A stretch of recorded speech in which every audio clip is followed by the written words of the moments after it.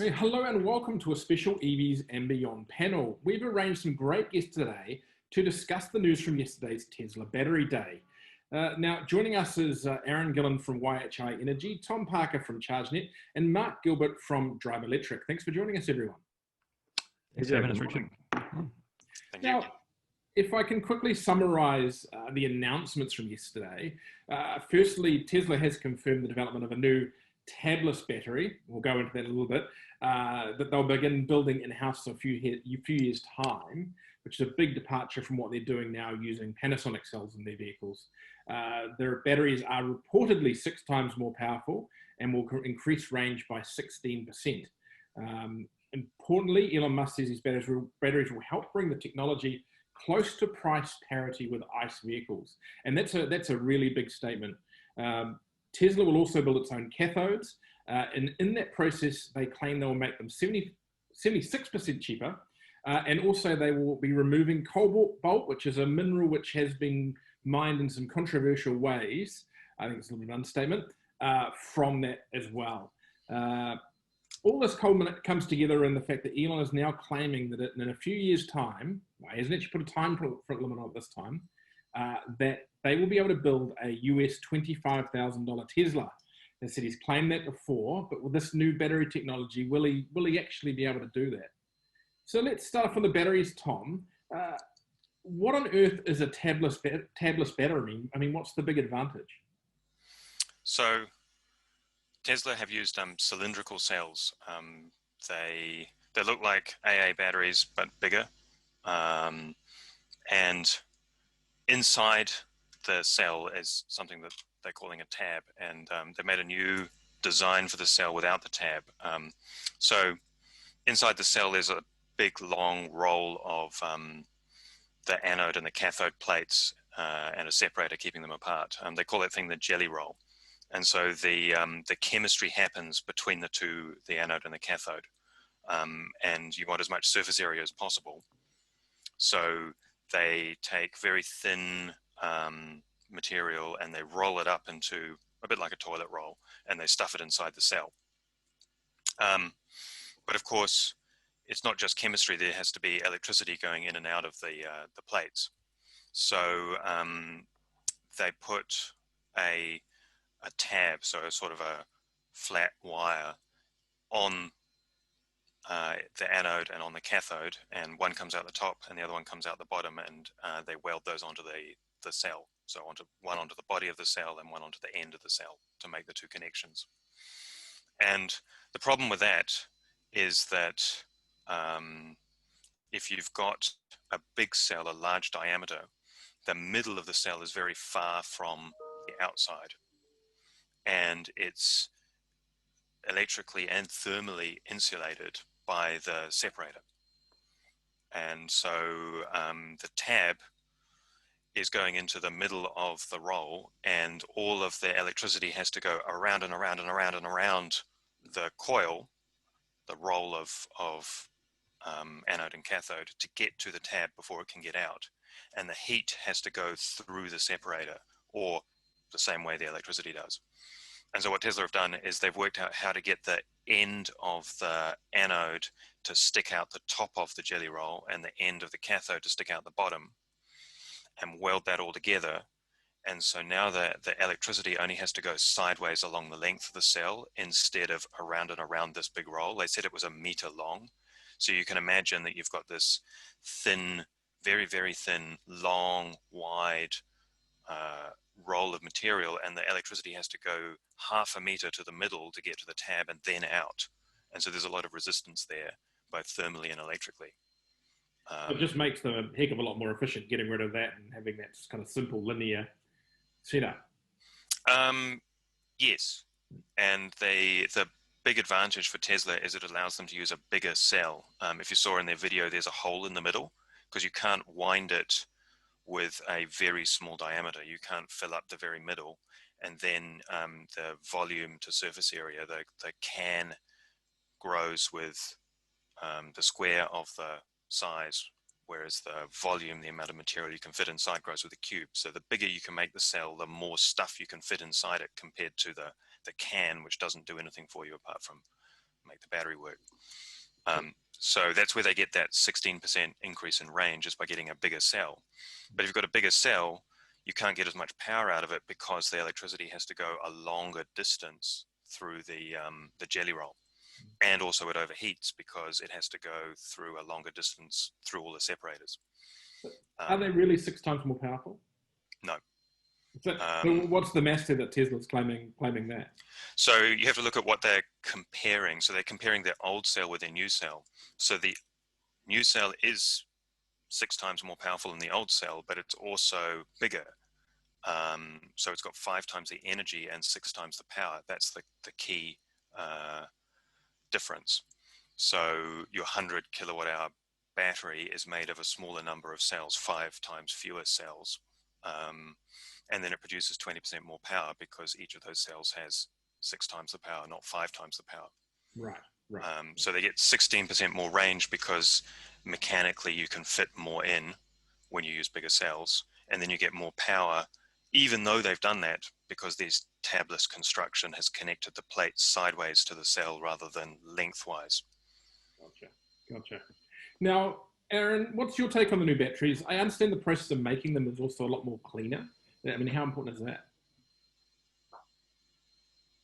Yeah, I've been to quite a few lithium battery factories over the years, and the process is a very stepped process traditionally. Whether that be in a long form factor plant like the current Gigafactory, or a lot of the plants in China are like, where they're actually like layers in a building on multiple levels, where they have every layer in the building is performing a different process to pull this battery together.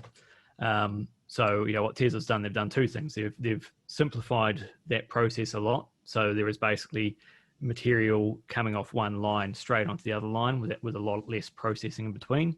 But the big piece is about the dry battery electrodes. So about 18 months ago, Tesla bought a company called Maxwell, who pioneered this technology. And it really takes away a lot of the current electrode process around slurries and solvents and all sorts of horrendous chemicals to get the active material impregnated on the electrodes.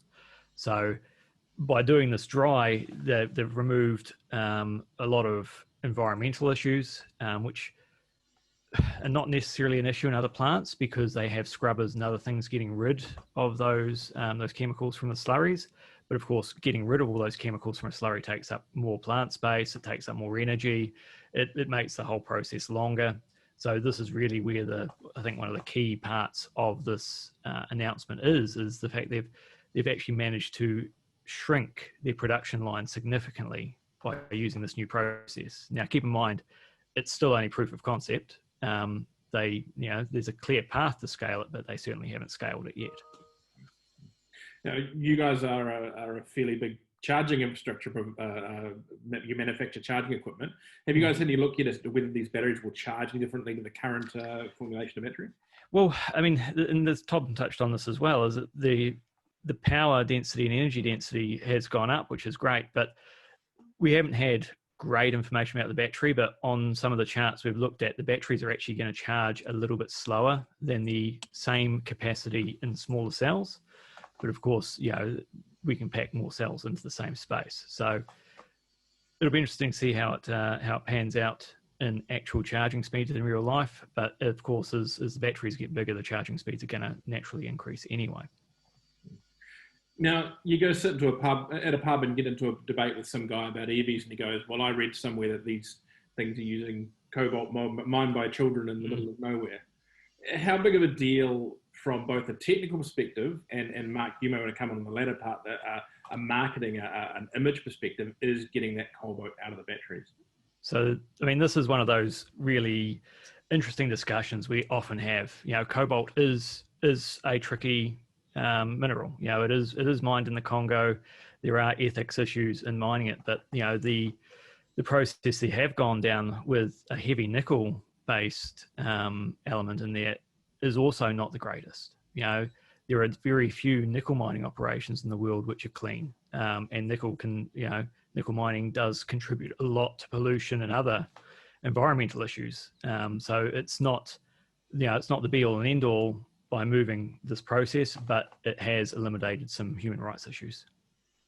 Yeah, I'd support that, Richard. I think, as the Tesla brand evolves and, they want to be around for a long time, I think their sustainability, their image, the whole investment process of getting money to do what they need to do. I mean, it was just the other day that I think it was Morgan Stanley or some of the other big investment banks are sort of saying they're really into this ethical financing, so green finance. So you've got to have some pretty strong ethics if you want to attract money in the future. So I think they're doing the right thing for sure.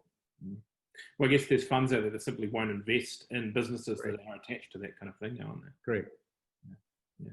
And at the same time, I mean, I guess it's sad in some respects because countries like the Congo need investment. They need to sort of drag themselves out of this sort of perilous state that they're in with child labour and whatever. So unfortunately, corruption goes hand in hand with these sorts of countries, but it was potentially a real opportunity for countries like that to become a little bit wealthier and a little bit better in providing social services for people, but hasn't sort of panned out that way. Mm-hmm.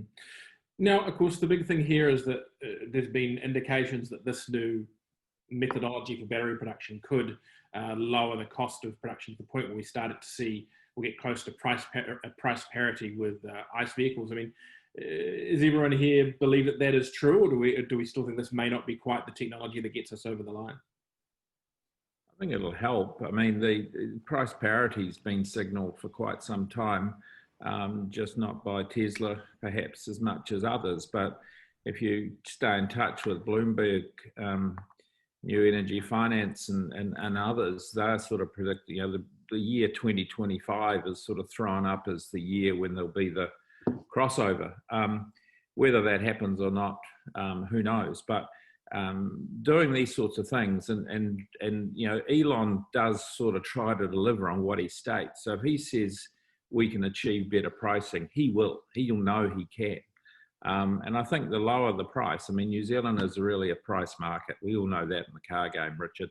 And if you get your price to a sweet spot, you'll sell a lot of cars. And the three sort of starts at 70 odd grand in New Zealand. If you bring that closer to 50, that'll lighten up the fleet market substantially, and that will then flow into used car sector and into the demand profile that people will have. So I think it's a good thing, and it sends the right signals, and it's just a matter of time. But I think we are going to see potentially lower priced cars anyway. I just think that there's a lot of potential, perhaps from countries like India. We know we've had Mahindra sort of suggesting they might come to New Zealand with some pretty competitive priced product. So again, I think it's all about to happen. We sort of are getting closer to the magical tipping point. Aaron, you guys are exposed to the battery market. I mean, is this going to assist in pushing those prices down, do you think? Oh, of course. I mean, we're already seeing, the price on lithium batteries, whether that be for vehicles, whether it be for storage or other applications, is constantly getting better. And, even to the point where in some applications, we're actually seeing almost price parity on high performance lead versus lithium now. So it has come down a lot. These leaps will certainly help, but of course the mass producers will probably still continue on with existing technologies because, of course, this dry electrode technology in particular, if Tesla are going to keep the patent on that, it's going to lock out a lot of other people out of the market from producing in this method. Mm-hmm. Elon's opened up some of his patents in the past. Perhaps this is the one that he needs to to allow to spread a little bit broader. Yeah, well, look, it was what they paid for Maxwell was a pretty penny. I'm sure they're going to want to get the most out of it in the short term. One of the other announcements at Battery Day is that Elon has indicated that a $25,000 US Tesla is coming. Now, I did some rough calculations and worked out that would retail at about 50,000, just over 50,000 in New Zealand. So up against things like the MG ZS EV that we're seeing here now. Tom, would you be rushing down to a Tesla dealership to put a deposit in on a $50,000 Tesla? I must say that I had my heart in my mouth when I bought a Leaf for $23,000. It would be very tempting, but at that price, I think I would still, for what I need, driving around Auckland, I don't need to spend $50,000 to do that. Which I think is the case for a lot of EV owners. The Leaf does go a very metaphorical long way. Mark, you've sold a lot of premium vehicles into the market over the years. How well do you think a Tesla badge car at 50K would sell?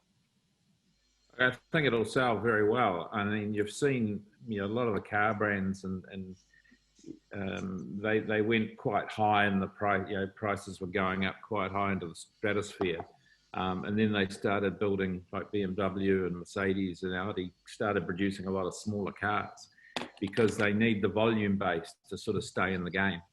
And I think that'll be the case with Tesla. That there's you go up the price ladder, the volume shrink. The volume opportunity shrinks because there's just not that many consumers. So to get closer to that sweet spot into the market that's going to be open to EVs, and I think the demand for EVs, I'm on record as saying that, and just looking at what's happening with the UK about to sort of supposedly ban pure fossil fuel and hybrid vehicles from 2030 now. It was 2040, it's come down to 2030. We're not that far away from seeing, I think, a lot of the car companies needing to beef up their model range of EVs. And obviously Tesla's well positioned to do that, and they bring the price down a wee bit more. They widen the base that they're going to be selling to. So I think it'll be a watch this space. It'll rocket. Aaron, have you got any thoughts on what a $50,000 Tesla might look like? Well, it's interesting. Tesla have done this in multiple markets. They're great at making all the publicity in the world about this is a price point. And then once they've made that publicity, everybody else will scramble to come and meet that price point. Whether that be offering a new lightweight vehicle to hit that price point. They've made the noise. This is where it's going. Everybody have to follow. Mm-hmm. You're right. I'll be there. Yes, it's interesting, and that $50,000 mark does seem to be such a great one to hit. I mean, I know, speaking to the guys at MG, even though they're a relatively new in the modern context challenger brand with that ZSEV, that thing has sold in the scheme of the EV market in New Zealand very well, and I think they're going to deliver like nearly 200 before the end of this year, which for a new model, new brand, it's just that getting it down to that $50,000 mark that fleets can find acceptable is really important. Yeah, and I think it's also that it widens the appeal for as a used car, because I mean, some of the smaller, cheaper cars, I mean, if you get down to Corolla, Yaris sort of level, they're not everybody's desire as a used car or their personal driver or whatever it might be. The research over the years has always been that you have to have something a little bit bigger, be it a small SUV or whatever. So I think it's it's just the way the markets are going. I think SUVs and in the EV world, there'll be more of those. So I think, we're on the cusp, I think, of a lot of new models, and a lot of I think change will start occurring even in our market eventually, once we sort of get a bit of political will to start blowing through. So all this sounds wonderful.